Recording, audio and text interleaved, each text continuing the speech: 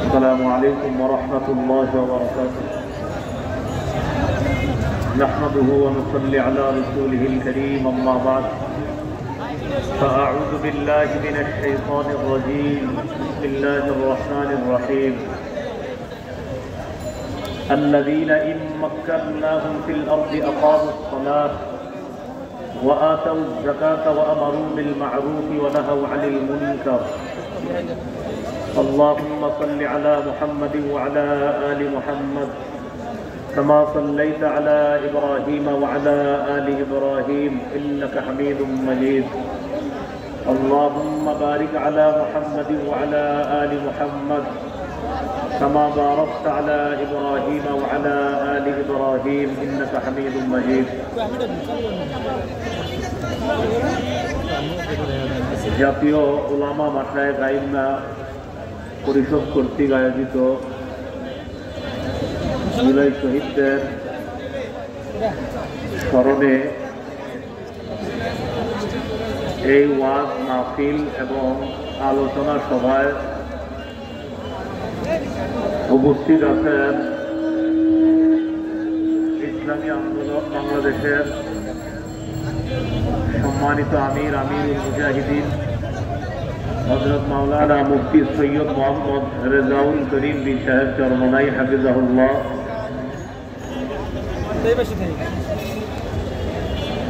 উপস্থিত আছেন আমার উস্তাদ মুহতারাম হযরত মাওলানা মুফতি সাহেব হুসাইন রাজি দামাত বরকাতুহুল আলিয়া সহ জাতীয় উলামা মাশায়েখ আইম্মা পরিষদের নেতৃবৃন্দ এবং বিশেষ করে আমি যার আহ্বানে এখানে আপনাদের সামনে উপস্থিত হয়েছি, আমার বন্ধুবর হযরত মাওলানা মুফতি রেজাউল করিম আবরার হাফিজাহুল্লাহ, তিনি সহ তরুণ প্রজন্মের ওলামায়ে কেরাম এখানে আপনারা যারা উপস্থিত আছেন এবং মঞ্চে বিজ্ঞ ওলামায়ে কেরাম, বুজুর্গ ওলামায়ে কেরাম সহ সর্বস্তরের মুসলমান ভাইয়েরা, আল্লাহ তাআলার দরবারে শুকরিয়া আদায় করছি। আল্লাহ আমাদেরকে এমন মহতী একটি আলোচনা সভায় উপস্থিত হওয়ার তৌফিক দান করেছেন বলে আলহামদুলিল্লাহ। সময় খুবই কম। মুফতি রেজাউল করিম আবরার ভাই তার পক্ষ থেকে আমাকে বলা হয়েছে আমরা কাকে নির্বাচন করব, দেশের প্রতিনিধি কাকে বানাবো এবং নির্বাচনের শরীয়ী দৃষ্টিভঙ্গি কি, এই বিষয়ে কিছু কথা বলার জন্য। আশা করি আমরা সবাই যদি একটু মনোযোগ সহকারে কথাগুলো শুনি, স্বল্প সময়ে কিছু কথা আমরা শিখতে পারবো ইনশাআল্লাহ। প্রথম কথা, আমরা কাকে নির্বাচন করব, আমাদের দায়িত্ব কাকে দিব। 4 যোগ্যতার অধিকারী এবং 10 গুণে গুণান্বিত, এমন মৌলিক 10 গুণে গুণান্বিত এমন ব্যক্তিকে আমরা আমাদের প্রতিনিধি নির্বাচন করার চেষ্টা করব, সর্বাত্মক চেষ্টা করব। তো প্রথম কথা, মৌলিকভাবে 4টি কাজের যোগ্যতা রাখে। সূরা হজের 41 নম্বর আয়াতে আল্লাহ তাআলা বলেন, আল্লাযীনা ইন মাক্কানাহুম ফিল আরদি আকামুস সালাহ। আমি যাদেরকে পৃথিবীর ক্ষমতা দান করি, যাদেরকে পৃথিবীতে ক্ষমতায় অধিষ্ঠিত করি, তাদের মৌলিক কাজ হলো 4টা। আকামুস সালাহ, নামাজ কায়েম করবে। 2 নম্বর, ওয়াতাউজ যাকাত, যাকাতের বিধান রাষ্ট্রীয়ভাবে চালু করবে, যাকাত দিবে। এটার দ্বারা উদ্দেশ্য হলো রাষ্ট্র হবে যাকাত ভিত্তিক। সুদ ভিত্তিক রাষ্ট্র ব্যবস্থা, এটার শেষ পরিণতি হলো ভিক্ষা করা। যাকাত ভিত্তিক রাষ্ট্র ব্যবস্থার শুভ পরিণতি হলো গরিব মানুষ ধনী হয়ে যাওয়া। সুদ ভিত্তিক রাষ্ট্র ব্যবস্থার সুফল, গরিব মানুষ আরো গরিব হবে। যাকাত ভিত্তিক রাষ্ট্র ব্যবস্থার সুফল হলো গরিব মানুষ আরো ধনী হবে। চার কাজের যোগ্যতা রাখে যিনি, এমন কাউকে আমরা প্রতিনিধি বানাবো। এক নাম্বার, যিনি নামাজ কায়েম করবে, রাষ্ট্রীয়ভাবে নামাজ প্রতিষ্ঠিত করবে। দুই নাম্বার, যারা যাকাত দিবে। তিন নম্বর, ও আমালু বিল মারুফ, যারা সৎ কাজের আদেশ করবে। চার নম্বর, ওয়ানাহাউ আনিল মুনকার, অসৎ কাজ থেকে নিষেধ করবে। এমন কাউকে যেন আমরা প্রতিনিধি না বানাই যিনি নিজেই অসৎ কাজ করে, তো তিনি অন্যকে অসৎ কাজের বাধা কিভাবে দিবে? এটা বুঝে ঠিক বলতে হবে, রেডিমেড ঠিক না, আসলেই ঠিক। যিনি অসৎ কাজে বাধা দিতে পারে না এমন কাউকে যদি আপনি প্রতিনিধি বানান, তো তিনি অসৎ কাজে বাধা দিবে কিভাবে? এই জন্য এই চার কাজের যোগ্যতা রাখে এমন ব্যক্তিকে আমরা ইনশাল্লাহ আগামীতে আমাদের দেশের প্রতিনিধি বানাবো ইনশাল্লাহ। এটা আমাদের জন্য আমানত। 10টি মৌলিক গুণের অধিকারী হতে হবে যিনি আমাদের দায়িত্বশীল হবেন। 1 নম্বর, তিনি আল্লাহমুখী হবে, পরকালমুখী হবে। ক্ষমতা যত বেশি হবে তিনি তত বেশি আল্লাহমুখী হবে। যত বেশি ক্ষমতা তার কাছে আসবে তিনি তত বেশি সালাত আদায় করবে, তত বেশি ইবাদত বাড়িয়ে দিবে, তত বেশি জনগণের কাছাকাছি যাবে এবং তত বেশি তিনি ইসলামের জন্য কাজ করবে। আর আল্লাহমুখী হবে তত বেশি যাকে আল্লাহ যত বেশি ক্ষমতা দান করবে। কিন্তু আপনি দেখেন বিভিন্ন দেশের বাস্তবতা হলো এই, যারা বর্তমান পৃথিবীতে বিভিন্নভাবে বিভিন্ন পন্থায় ক্ষমতায় অধিষ্ঠিত হচ্ছে, তাদের ক্ষমতা যত বাড়ে দুর্নীতি তত বাড়ে। কিন্তু একজন মুত্তাকি আল্লাহওয়ালা, যিনি পরহেজগার আল্লাহমুখী হবে, তিনি যদি ক্ষমতায় বসে তাহলে তার আল্লাহমুখী হওয়া এবং আখিরাতমুখী হওয়া আগের চেয়ে আরো বেড়ে যাবে। এটা হলো আমাদের প্রতিনিধি যিনি হবে তার 1 নম্বর গুণ হবে এটা। সুলাইমান আলাইহিস সালামকে আল্লাহ তাআলা এত বড় রাজত্ব দান করছেন। সূরা আম্বিয়ার 81 নম্বর আয়াতে আল্লাহ বলেন, ওয়ালিসুলাইমান আর-রিহা আসিফাতান তাজরি বিআমরিহি ইলাল আরদিল্লাতী বারাকনা ফিহা। আমি সুলাইমানের জন্য ঝোড়ো হাওয়াকে বশীভূত করে দিলাম, বাতাসকে তার অনুগামী করে দিলাম। সুলাইমান আলাইহিস সালাম বাতাসের উপর এমন ভাবে তার ক্ষমতা আল্লাহ প্রতিষ্ঠিত করেছিলেন, সকালবেলা সিংহাসনের মধ্যে অধিষ্ঠিত হয়ে বাতাসকে হুকুম করতেন, অমুক এলাকায় আমার কাজ আছে, আমাকে নিয়ে যাও। মুহূর্তের মধ্যে বাতাস সিংহাসন 1 মাসের দূরত্বে পৌঁছে যেত। এত ক্ষমতাধর একজন বাদশাহ হওয়া সত্ত্বেও সূরা সাদের 30 নম্বর আয়াতে সুলাইমান নবীর ব্যাপারে আল্লাহ বলেন, ওয়া ওয়াহাবনা লিদাউদা সুলাইমান নি'মাল আবদু ইন্নাহু আওয়াব। আমি দাউদ নবীকে সুলাইমান নামে একটা পুত্র দান করলাম। আর এই সুলাইমান কেমন? ইন্নাহু আওয়াব, তিনি খুব বেশি আল্লাহর দিকে ঝুঁকে পড়ে, খুব বেশি আল্লাহমুখী হয়। আল্লাহ বলছেন আওয়াব, তিনি বারবার আল্লাহমুখী হয়। ক্ষমতা সুলাইমান নবী যত পেয়েছেন তিনি তত বেশি আল্লাহমুখী হয়েছেন।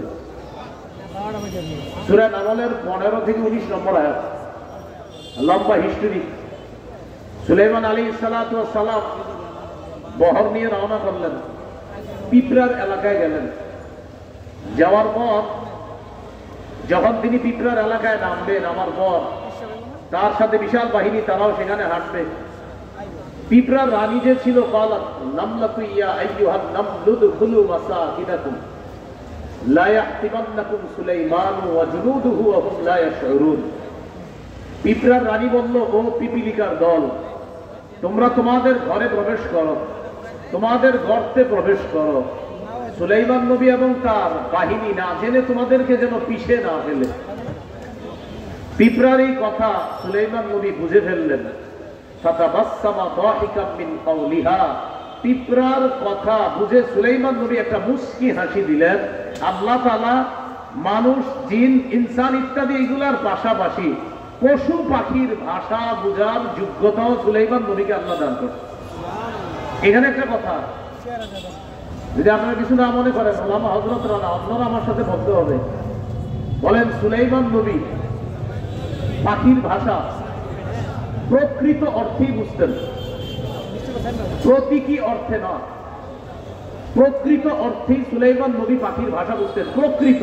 একটা হলো প্রকৃত আর একটা প্রতীকী। প্রতীকী প্রতীকী এই প্রতীকী অনেক বাংলা বই বা অনেকে কোনো কারণে লেখছে যে সুলাইমান নবী প্রতীকী অর্থে, মানে বিভিন্ন মাধ্যমে, ইশারার মাধ্যমে পাখির ভাষা বা বিভিন্ন অবস্থা দেখা বুঝতেন, এটাকে বলে প্রতীকী।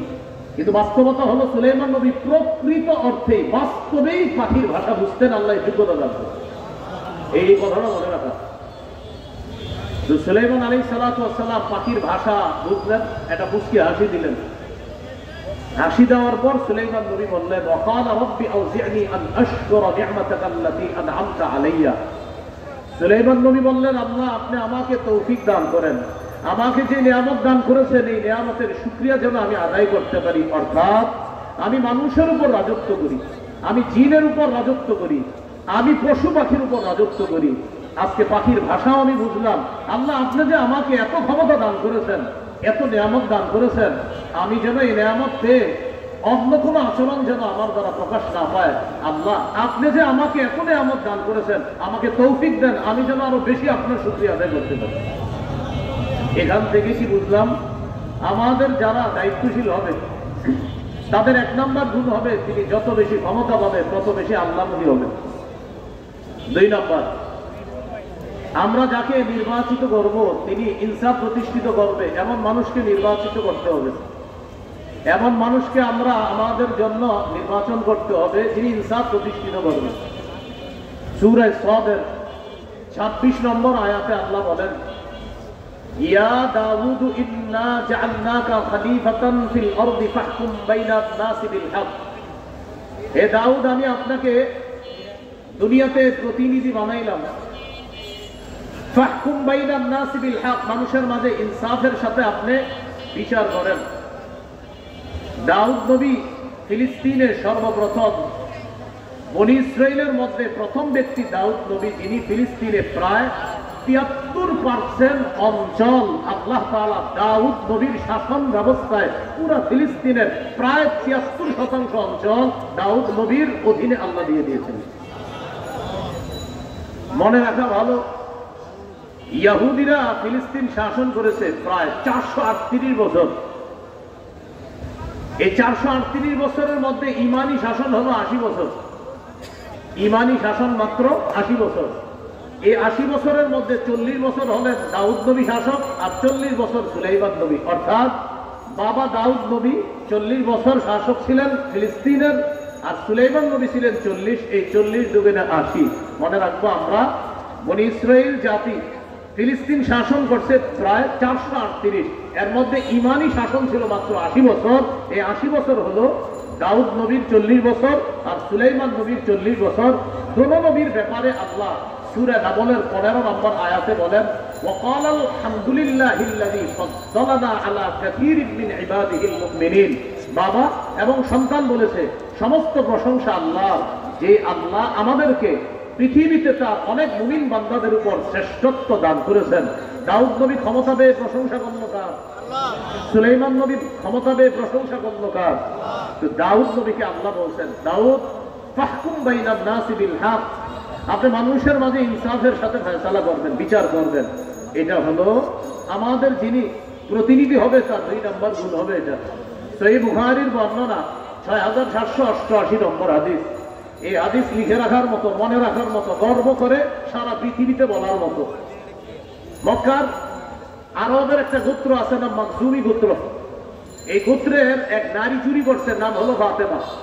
আমাদের নবীর কন্যার নাম কি? ফাতেমা। আর মক্কার এক সম্ভ্রান্ত বংশের এক নারী চুরি করছে, তার নামও কি? ফাতেমা। এই বিষয়টা কুরাইশদের বড় বড় নেতাদেরকে ভাবায়া করলো।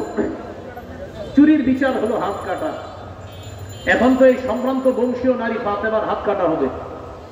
নবীর কাছে বলে দেখি একটু বিচারটা শিথিল করা যায় কিনা। নাউজুবিল্লাহ পড়ে। বড় বড় সাহাবীদেরকে এই বিষয়টা জানাইলো। জানানোর পর সাহাবায়ে কেরাম চিন্তা করলো নবীর কাছে এই ব্যাপারে কে কথা বলতে পারে।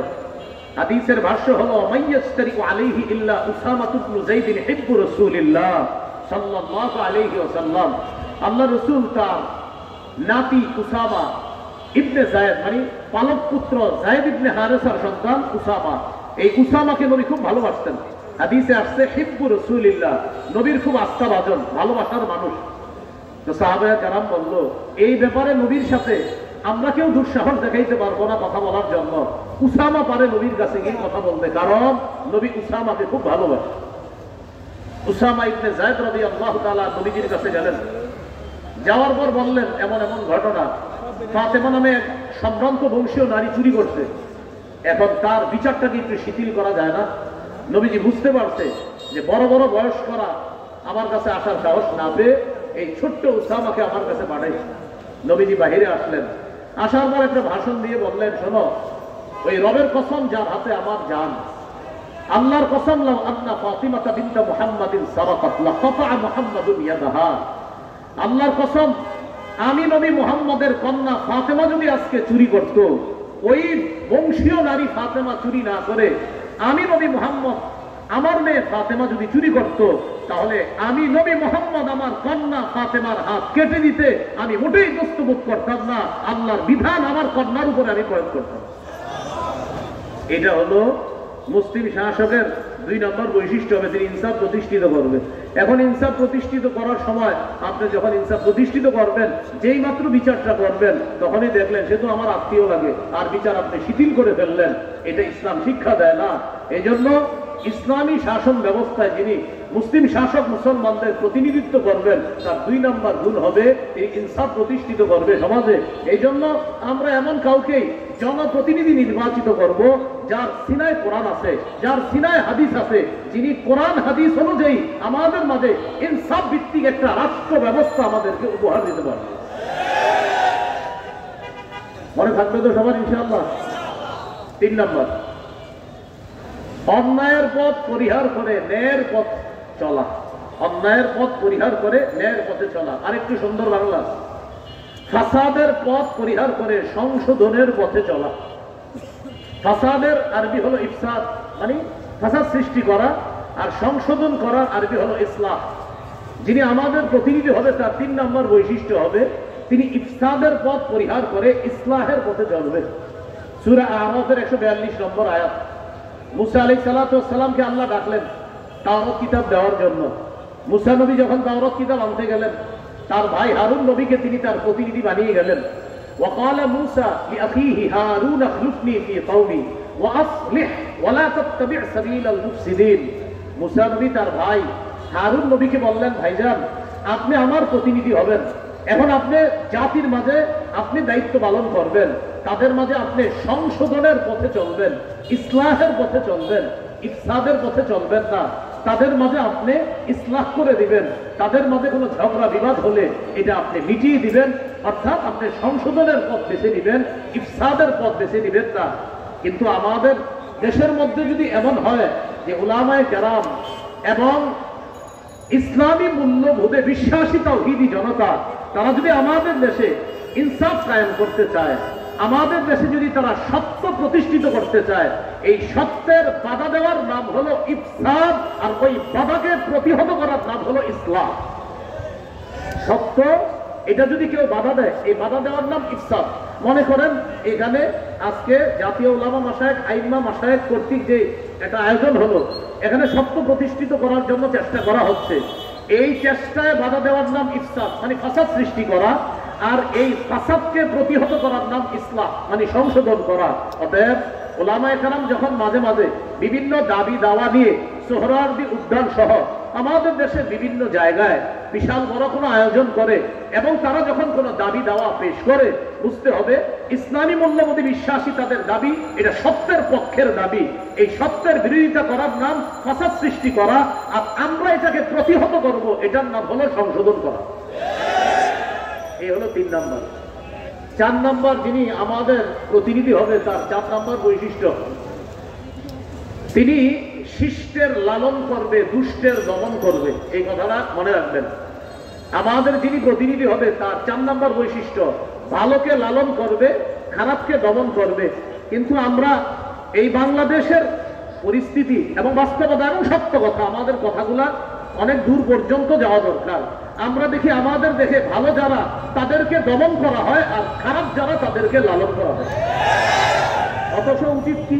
ভালোকে লালন করা, খারাপকে দমন করা। উলামায়ে কেরাম, ইসলামী মূল্যবোধে বিশ্বাসী তাওহীদি জনতা, এরা হলো ভালো, এদেরকে লালন করতে হবে। এদেশে 90% বেশি মুসলমান। এই মুসলমানের স্বাধীন দেশে সবচাইতে পরাধীন মনে করা হয় মুসলমানদেরকে। যদি পরাধীন মনে করা না হতো তাহলে মুসলমানদের বিভিন্ন ইস্যুতে তাদের দাবি দেওয়া সবচেয়ে গুরুত্বযুক্ত, কারণ পার্সেন্ট হিসাবে এই দেশে কারা বেশি। এরপরও আমাদের দাবি দেওয়ার মূল্যায়ন করা হচ্ছে না। কিছু কিছু ক্ষেত্রে এমন মনে হয় যেন আমাদের কথাগুলো কানেই নেয় না, যে তোমাদের যা মন চায় করো আর আমি যা মন চায় করবো না। এই জাতীয় কোন কর্মকাণ্ড ভবিষ্যতে চলতে দেওয়া যায় না, উচিত না। উলামায়ে কেরাম যে কোনো কাজে কর্মে এবং অন্যায়, উলামায়ে কেরাম যদি আমাদেরকে যে কোনো জায়গায় আহ্বান করে স্বতঃস্ফূর্তভাবে, টুপি দাড়িওয়ালা সহ অন্য মুসলিম ইসলাম যারা আছে, ইসলামী মূল্যবোধে বিশ্বাসী সকলকে নিয়ে কারা কারা ইনশাল্লাহ আমরা তাদের আহ্বানে সাড়া দিতে রাজি আছি? রাজি আছি তো সবাই ইনশাল্লাহ?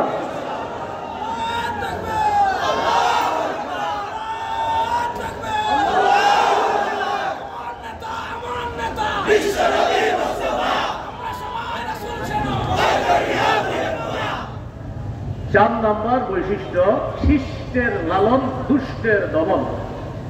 আয়াতগুলো বলছি না, আমি শুধু নাম্বারটা বলে দেই। সূরা কাহফ 83 থেকে 91 নম্বর আয়াত পর্যন্ত যুলকরনাইন বাদশাহ একটা ঐতিহাসিক সফর সম্পর্কে আল্লাহ আলোচনা করেছে। সেটা হলো পৃথিবীর একদম পশ্চিম প্রান্তে তিনি একটা সফর করছেন, যেখানে সূর্য অস্ত যায়।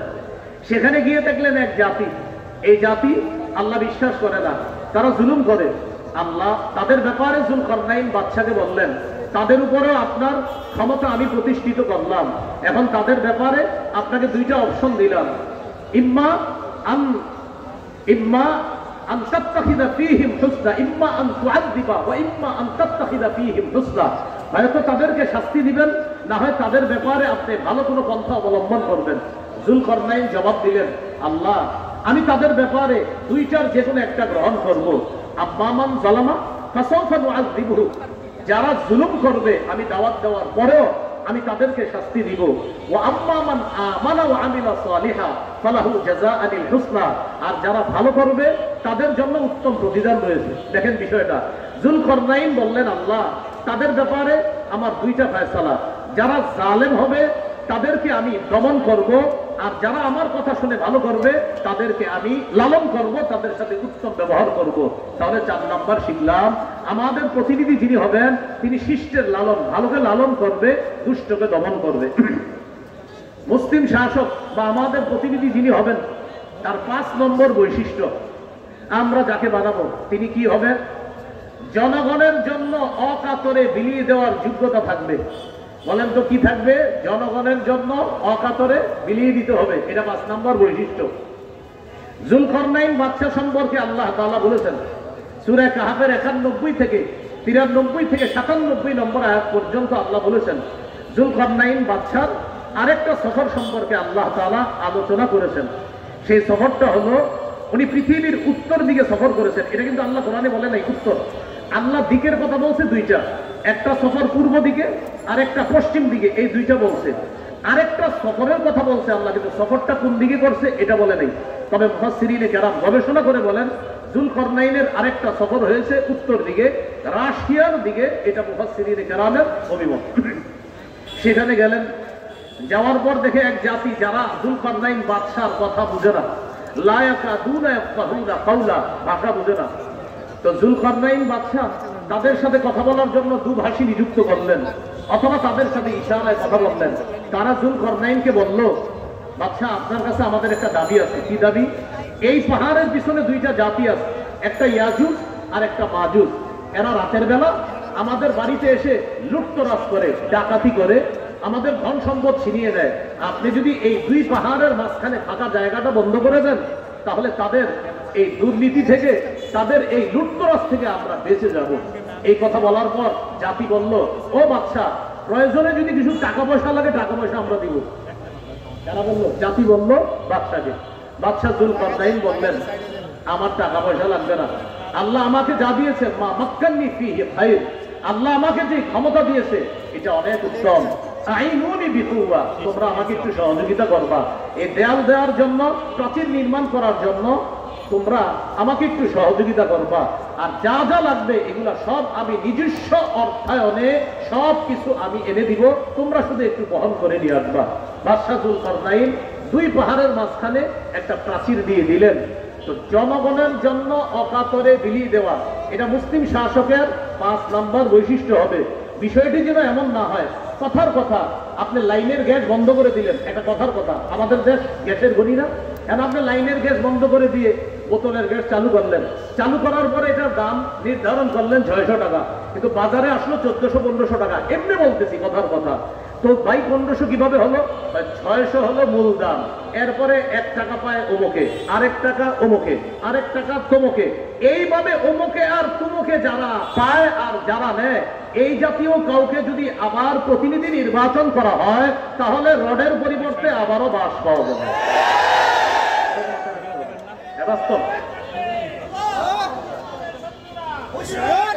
কথাগুলো বুঝতেছেন তো?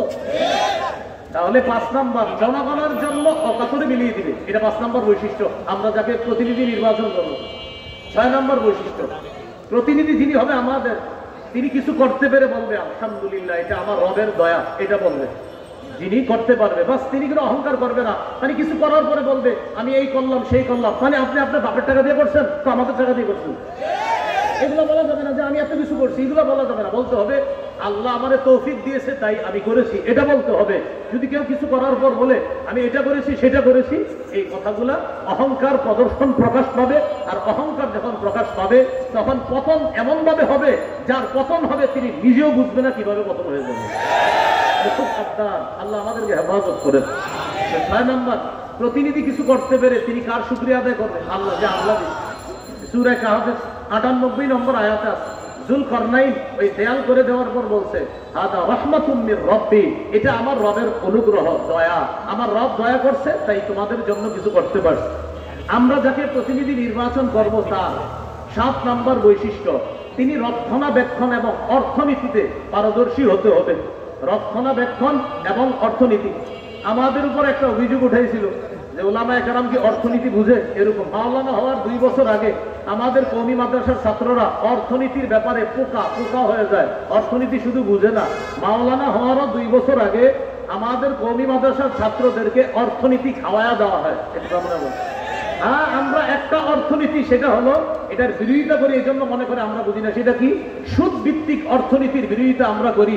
এই জন্য যারা সুদ ভিত্তিক অর্থ ব্যবস্থা চায় তারাই বলে যে উলামায়ে কেরাম অর্থনীতি বুঝে না, কারণ উলামায়ে কেরাম যাকাত ভিত্তিক অর্থনীতি বুঝে, আর সুদ ভিত্তিক অর্থনীতি এটা জাহান্নামী। এটা বলার কারণে একদল মানুষ আমাদেরকে অভিযুক্ত করে যে আলেমরা অর্থনীতি বুঝে না। আসলে বিষয়টা এমন না, আলেমরা অর্থনীতি শুধু বুঝে না, উলামায়ে কেরাম অর্থনীতি পড়ানোর যোগ্যতা রাখে। এই কথাটা 7 নম্বর, রক্ষণাবেক্ষণ এবং অর্থনীতিতে পারদর্শী। ইউসুফ আলাইহিস সালামের ব্যাপারে সূরা ইউসুফের 55 নম্বর আয়াত, ইউসুফ নবী যখন দেখলেন যে এই দেশে যদি খাদ্য ভান্ডারের দায়িত্ব আমি না নিই তাহলে জালেমরা খাবার শেষ করে ফেলবে, ইউসুফ নবী নিজেই দায়িত্ব চেয়ে নিলেন, ইজআলনি আলা খাজাইনিল আরদ, আমাকে খাদ্য ভান্ডারের দায়িত্ব দেন। ইউসুফ নবী বললেন, এখান থেকে একটা বিষয় বুঝে আসে, বুখারীতে আছে লা তাসআলি ইমারত, দায়িত্ব চেয়ে নিও না, আর কোরআনে দেখলাম আমরা ইউসুফ নবী বলতেছে আমাকে দায়িত্ব দেন, বুখারীতে আছে দায়িত্ব চেয়ে নিও না, আর সূরা ইউসুফের মধ্যে ইউসুফ নবী দায়িত্ব চেয়ে নিচ্ছে। এটার উত্তর হলো, যখন যোগ্য ব্যক্তি দায়িত্বে থাকবে তখন আমার আপনার দায়িত্ব চেয়ে নেওয়া দরকার নাই, আর অযোগ্য ব্যক্তিতে যখন দেশের দায়িত্বের জায়গাগুলো ভরপুর হয়ে যাবে যোগ্য ব্যক্তিরা তখন ওই দায়িত্ব চেয়ে নিবে, যেভাবে হোক সঠিক পন্থায় ওই দায়িত্ব চেয়ে নিয়ে সেখানে যোগ্য ব্যক্তিরা বসতে হবে। বাড়িতে আসছে দায়িত্ব চেয়েও না মানে যোগ্যরা থাকলে তোমার চাওয়া দরকার নাই। আর সূরা ইউসুফে কি আসছে? অযোগ্যরা যখন দায়িত্বে থাকবে তখন যোগ্যরা দায়িত্ব চেয়ে দিতে হবে। 8 নম্বর, আমাদের প্রতিনিধি যিনি হবেন তিনি ঘুষ গ্রহণ করবে না। এটা 2 বার জুড়ে বলেন, জুড়ে বলেন সবাই, কি 2 বার কি গ্রহণ করবে না? আবার বলেন, কি গ্রহণ করবে না? এরা এরকম লোক আমরা প্রতিনিধি বানাতে হবে। সূরা নামলের 35-36 নম্বর আয়াত। রানী বিলকিস সুলাইমান নবীর কাছে হাদিয়া পাঠাইছে। হাদিয়া কেন পাঠাইছে? তাফসীরের কিতাবে আছে রানীর উদ্দেশ্য হলো সুলাইমান নবী যদি হাদিয়া পাওয়ার পর চিন্তা করে এত কিছু দিল, যাক এই মহিলারা আর কিছু বলবো না, তো রানীর উদ্দেশ্য হলো সুলাইমান নবী তার রাজত্বে নিয়ে থাকবে আর আমি আমার রাজত্বে আমি রানীগিরি করব, এই জন্য হাদিয়া পাঠাইছে। সূরা নামলের 35-36 নম্বর আয়াতে আছে। তো রানীর এই কথাগুলো সেখানে আছে, দেখবেন খুব সুন্দরভাবে। ইন্নী মুরসিলাতুন ইলাইহিম বিহাদিয়্যা ফানাযিরাতুন বিমা ইয়ারজিউল মুরসালুন। আমি তার কাছে উপঢৌকন পাঠাবো, দেখি হাদিয়া পাঠানোর পর তার রিয়েকশনটা কি হয় দেখবো। তো রানীর উদ্দেশ্য হলো যদি হাদিয়া গ্রহণ করে তাহলে বুঝবো যাক উনি ওনার রাজত্ব নিয়ে থাকবে, আমি আমারটা। আসলে রানীর উদ্দেশ্য সেটা হাদিয়া ছিল না, হাদিয়ার নামে ঘোষ পাঠানো ছিল। এই জন্য ঘোষ কাকে বলে? একটা হলো হাদিয়া, আর একটা ঘোষ। ঘোষ মানে ভাই ভালো আছেন আপনি? ঠিক আছেন তো? এই ঠিক আছেন তো মানে আপনি কিছু করেন না, আপনি আপনার জায়গায় থাকেন, আমার জায়গায় রাখেন, আমি এই এলাকাটা দেখভাল করবো আর আপনার এটারে হাদিয়া, এটা ঘোষ। এটা হলো ঘোষ, এটা ঘোষ, এটা হাদিয়া না, এটা উপহার না। দিয়ে বলে কি বাসায় কিছু নিয়ে যান, কিছু খায়েন। তাহলে আমি কি করবো? আর না কিছু খায় না, আর আমার জিনিসটা একটু খেয়াল রাখেন। এই যে খেয়াল রাখেন বলাটা, তখন আর এটা হাদিয়া না, এটা ঘোষ হয়ে যায়। 8 নাম্বার। 9 নাম্বার, আমরা যাকে প্রতিনিধি নির্বাচন করব তিনি আমানতদার হবে। কি হবে ভাই? আমানতদার হবে। সূরা নিসা 58 নম্বর আয়াতে আল্লাহ বলেন, ইন্নাল্লাহা ইয়া'মুরুকুম আন তু'আদ্দুল আমানাতি ইলা আহলিহা। আল্লাহ তোমাদেরকে আদেশ করেন তোমরা আমানত যথাযথ জায়গায় পৌঁছে দাও। সহিহ বুখারীর বর্ণনা, রাসূলুল্লাহ সাল্লাল্লাহু আলাইহি সাল্লামকে প্রশ্ন করা হলো, হুজুর কিয়ামত কবে? নবীজি সাল্লাল্লাহু আলাইহি সাল্লাম বললেন, ইদা হুসিদাল আমরু ইলা গায়রি আহলি ফান্তাযিরিস সাআ। যখন দায়িত্ব অযোগ্য ব্যক্তিকে দেওয়া হবে তখন কিয়ামতের অপেক্ষা করো। এটা একটা বর্ণনা। আরেক বর্ণনায় রাসূল সাল্লাল্লাহু আলাইহি সাল্লাম বললেন, ইদা ফুকিয়াতিল আমানা ফান্তাযিরিস সাআ। যখন আমানত উঠিয়ে দেওয়া হবে, আমানত উঠিয়ে দেওয়া হবে তখন কিয়ামতের অপেক্ষা করো। সাহাবায়ে কেরাম প্রশ্ন করলেন, কাইফা ইদাআতুহা ইয়া রাসূলুল্লাহ, হুজুর আমানত কিভাবে উঠিয়ে নেওয়া হবে? নবী বললেন, ইদা উসনিদাল আমরু। আরেক বর্ণনা, ইদা উসনিদাল আমরু ইলা গায়রি আহলি। যখন অযোগ্য ব্যক্তিকে দায়িত্ব দেওয়া হবে, এই অযোগ্যকে দায়িত্ব দেওয়া মানে আমানত উঠিয়ে নেওয়া। এখানে একটা বাংলা মনে রাখবেন, যোগ্য ব্যক্তিকে যোগ্যতার আসনে বসানো এটা আমাদের জন্য আমানত, আর যোগ্য ব্যক্তি যোগ্যতার আসনে বসে আমাদের অধিকারগুলো সংরক্ষণ করা এটা ওই দায়িত্বশীল ব্যক্তির জন্য আমানত। আবার বলছি, যোগ্য ব্যক্তিকে যোগ্যতার আসনে বসানো এটা আমাদের জন্য আমানত, আর তিনি ওই আসনে বসে আমাদের অধিকারগুলো যথাযথভাবে আদায় করা এটা তার জন্য আমানত। সর্বশেষ যিনি আমাদের প্রতিনিধি হবে তার ভুল হবে, তিনি কোরআন সুন্নাহ অনুযায়ী বিচার করবে। সূরা মাইদা 48, সূরা মাইদা 49, সূরা মাইদা 50 এই আয়াতগুলোর মধ্যে আছে, ইন্না আনজালনা ইলাইকাল কিতাবা বিল হক। আমি আপনার কাছে কোরআন দিয়েছি, এই কোরআন এটা দিয়েছি, এটার মাধ্যমে আপনি বিচার করবেন, সঠিকভাবে বিচার করবেন। শেষের দিকে আছে, আফা হুকমাল জাহিলিয়াতি ইয়াবগুন। তারা কি জাহিলি আইন চায়? আমান আহসানু মিনাল্লাহি হুকমান। আল্লাহর চাইতে শ্রেষ্ঠ উত্তম বিচারক আর কে হতে পারে? এই জন্য আমরা যদি আমাদের বাংলাদেশে আল্লাহর আইন বাস্তবায়ন করতে চাই, আল্লাহর কসম সত্যি বলছি, আমাদের একজন যোগ্য, 4 কাজের যোগ্যতা রাখে, 10 গুণে মৌলিক গুণান্বিত এমন কোন ব্যক্তিকে আমাদের দেশের দায়িত্ব দিতে হবে। তাহলে ইনশাআল্লাহ এদেশে সংসদ চলবে কোরআন অনুযায়ী, এদেশের বিভিন্ন পার্লামেন্ট চলবে কোরআন অনুযায়ী। আল্লাহর কসম আমরা স্বপ্ন দেখতেছি যে 90% মুসলমানের দেশ, এটা তো একটা স্বাভাবিক বিষয়। এদেশের সংসদ চলবে কোরআন অনুযায়ী, এদেশের বিচার ব্যবস্থা চলবে কোরআন অনুযায়ী। মানে এটা এমন কোনো কথা না যে হুজুর এটা কোনো কথা না, এটা তো সাধারণ কথা। 90% মুসলমানের দেশ, বলেন কি অনুযায়ী দেশ চলবে? সংসদ কি অনুযায়ী হবে? কোর্ট কি অনুযায়ী হবে? এটা তো একটা স্বাভাবিক বিষয়, মনে থাকবে তো ইনশাআল্লাহ। এটা হলো আমার প্রথম বিষয়। আপনার এর থেকে 2 মিনিট চেয়ে নিচ্ছি। দ্বিতীয় আরেকটা বিষয় দিতে আমাদের যে নির্বাচনের শরীয়ী পদ্ধতি কি, আমি শুধু একটু বলছি। আমি জানি আপনারা এখানে অনেকে আছেন যে হযরত গণতন্ত্র, এই তো বিষয়টা। আচ্ছা একটু মন দিয়ে শোনেন 2 মিনিট। গণতন্ত্র এই বিষয়টা কি? 1863-তে আপনার আব্রাহাম লিঙ্কনের সেই যে এক ধারা সে আবিষ্কার করলো যে democracy is the government of the people, by the people and for the people. গণতন্ত্র হলো এমন একটা শাসন ব্যবস্থা যেখানে জনগণের উপর, জনগণের মাধ্যমে জনগণের ক্ষমতা চলবে, অর্থাৎ যেই নিয়ম নীতিতে জনগণের শাসন চলবে, জনগণের আইন চলবে, এটাই গণতন্ত্র। সেখানে গণতন্ত্রে দেশের মালিক হবে জনগণ আর তারা আইন করবে। আর আমরা বলি রাষ্ট্র, এটার মালিক হলো আল্লাহ। অনেকের গেঞ্জির পিছনে লেখা আছে people are source of all power, জনগণ সকল ক্ষমতার উৎস। নাউজুবিল্লাহ জোরে বলি, সকল ক্ষমতার উৎস কে? আল্লাহ। এটা প্রথম কথা। তাহলে গণতন্ত্র এটা তারা বলবো, এটা হলো একটা বিষয়। আমাদের কথা হলো সূরা বানী ইসরাঈলের 111 নম্বর আয়াতে যে কথাটা, একদম সূরা বানী ইসরাঈলের সর্বশেষ আয়াত, ওয়ালাম ইয়াকুল্লাহু শারীকুন ফিল মুলক, আল্লাহর রাজত্বে কোনো শরীক নাই। বলেন আল্লাহর রাজত্বে কি নাই? শরীক নাই। দেশের রাজত্ব কার? এই আল্লাহর রাজত্বে কোনো শরীক নাই। এটা ইসলামী আকীদা যে দেশের রাজত্ব হবে এটা আল্লাহর মালিকানা, এটা গণতন্ত্র, এটা মালিক হবে না। এটা আমাদের ইসলামী মূল্যবোধে বিশ্বাসীদের আকীদা। আচ্ছা, সূরা ইউসুফের 40 নম্বর আয়াত আছে, ইনিল হুকমু ইল্লা লিল্লাহ, বিচার ব্যবস্থা শুধুমাত্র আল্লাহর পক্ষ থেকে হবে, আল্লাহই বিধানদাতা, আল্লাহই বিধান করবে। কথা সঠিক, এটা হলো প্রথম কথা। দ্বিতীয় কথা খুব ভালো করে মনে রাখবো, ইসলামী হুকুম অনুযায়ী গণতন্ত্রের যেই বিধান, এই বিধানকে মানতে হবে। এই বিধান না মানার কোনো সুযোগ নাই। ইসলামী হুকুম অনুযায়ী গণতন্ত্রের পক্ষে কেউ না, কোনো ওলামায়ে কেরাম না। এটা হলো দ্বিতীয় কথা। এবার মূল কথাটা শোনেন। তাহলে হুজুর যেহেতু গণতন্ত্রের পক্ষে না তো কি করব? এখন ওলামায়ে কেরামের মধ্যে দুই দল। একদল বলেন গণতন্ত্রের বর্তমান পদ্ধতিতে দেশে স্বেচ্ছায় অথবা ইচ্ছায়, ইচ্ছা করে হোক স্বেচ্ছায় হোক, মানুষকে বাধ্য করা হচ্ছে এই পদ্ধতিতেই মানুষ যেন তাদের ক্ষমতা প্রতিষ্ঠিত করে মানুষকে বাধ্য করা হোক। বাধ্য করার কারণে ওলামায়ে কেরাম আজিমত এবং রুখসতের মাসালার মধ্যে রুখসতটা গ্রহণ করে ওলামায়ে কেরাম চিন্তা করলেন, যদি ওলামায়ে কেরাম দায়িত্ব না নেয় নাস্তিকদের হাতে দেশ চলে যাবে। ওলামায়ে কেরাম যদি দায়িত্বে না আসে তাহলে ইসলামী বিরোধী যারা শক্তি আছে তারা এদেশে তাদের শক্তিশালী পাকাভুক্ত হবে। তখন ওলামায়ে কেরামের মধ্যে একদল বলেন সুতরাং নাস্তিকবাদী শক্তিকে রহিত করার জন্য এই পদ্ধতিতে জনগণের অংশগ্রহণ করা আবশ্যক। এটা একদলের অভিমত। আরেকদল বলেন জায়েজ। একদল বলছে আবশ্যক, আরেকদল বলছে এটা জায়েজ। এই পদ্ধতিতে অংশগ্রহণ করে নাস্তিকবাদের বিরোধিতা করা এবং আল্লাহর হুকুম পৃথিবীতে প্রতিষ্ঠিত করার জন্য চেষ্টা করা। তাহলে আমি জানতে চাই, আমাদের আপনার ভাই এখানে আছে, আপনার তো এই নিয়তে আছে নাকি অন্য কোনো নিয়ম? আর আপনার ভাই মাশাআল্লাহ ইনশাআল্লাহ সিলেটের এমপি হবে, আল্লাহ কবুল করে। যাই হোক, আপনার ভাইয়ের সঙ্গে আমার ভালো পার্সোনাল সম্পর্ক একটু মধুর, এই জন্য একটু হাঁটাহাঁটি করলাম। আপনারা আবার দোয়া করেন, অন্তর থেকে দোয়া করেন, আল্লাহ তৌফিক দান করেন। এখন এই পদ্ধতিতে জনগণ অংশগ্রহণ করবে, করার পর এখানে মনে রাখতে হবে চারটা কথা।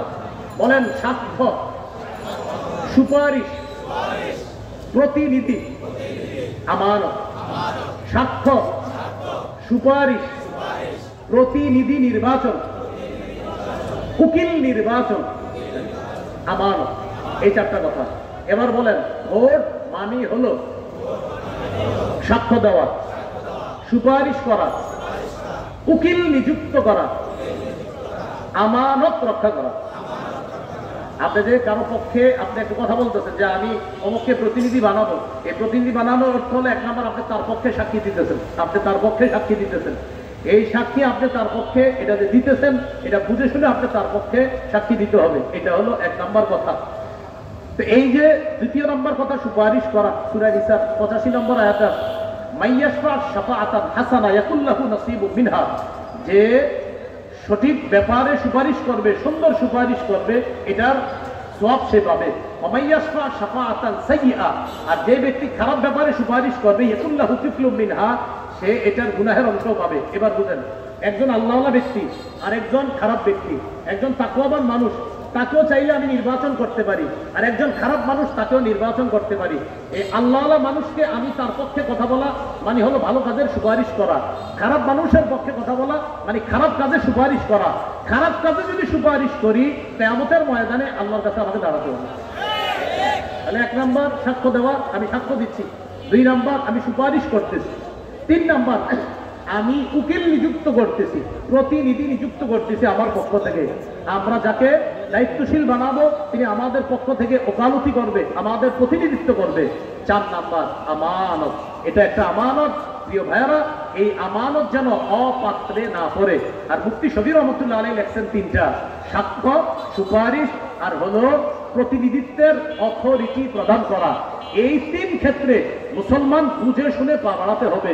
আমি আপনি আগামীতে এই তিনটি বিষয় মাথায় রাখবো যে আমি কিন্তু কারো পক্ষে হয়তো সাক্ষী দিতে হবে, আমি কারো পক্ষে সুপারিশ করতে হবে, আমি জনগণের জন্য কাউকে প্রতিনিধি নিযুক্ত করতে হবে।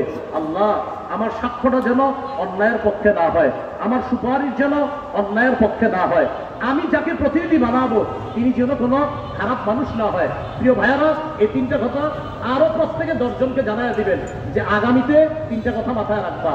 আমি যার পক্ষে সুপারিশ করব, আমি যার পক্ষে সুপারিশ করব তিনি ভালো মানুষ হয়, আমি যার পক্ষে সাক্ষ্য দিব তিনি যেন ভালো মানুষ হয়, আমি যাকে প্রতিনিধি বানাবো তিনি যেন ভালো মানুষ হয়। এই কথাটা পরিবারেও আলোচনা করবেন, সারা দেশে আলোচনা করবেন, আরো 10 জনকে জানায় দিবেন, শোনো তুমি কিন্তু সাক্ষ্য দিচ্ছ, এটা ভালোর পক্ষে দিতে হবে। শোনো তুমি সুপারিশ করতেছো, ভালোর পক্ষে সুপারিশ করতে হবে। শোনো তুমি কিন্তু প্রতিনিধি নির্বাচন করতেছো, এই গরিব মানুষগুলার একজন প্রতিনিধি বানাইতেছো, সাবধান, খারাপ মানুষকে যেন তুমি প্রতিনিধি না বানাও, ভালো মানুষকে তোমার প্রতিনিধি বানাতে হবে। তো মুফতি শফির রহমতুল্লাহ আলাইহি বলছেন 3টা, আর তাফসীরি কিতাব ঘাটাঘাটি করলে পাবেন 4টা, সাক্ষ্য, সুপারিশ, উকিল নিযুক্ত করা, আর হলো আমানত। এই 4টি বিষয় সামনের দিকে আমরা রেখে কোরআন সুন্নাহ অনুযায়ী ইনশাআল্লাহ আমাদের পাগুলো যেন সামনে বাড়াতে পারি, উলামায়ে কেরামের পরামর্শে যেন চলতে পারি, আল্লাহ তৌফিক দান করেন। আজকে এইখানে যারা আছেন এই 4টা ক্ষেত্রে আমরা খেয়ানত করবো না, হাত তুলে ওয়াদা করি ইনশাআল্লাহ। ইনশাআল্লাহ সকলে আসসালামু আলাইকুম।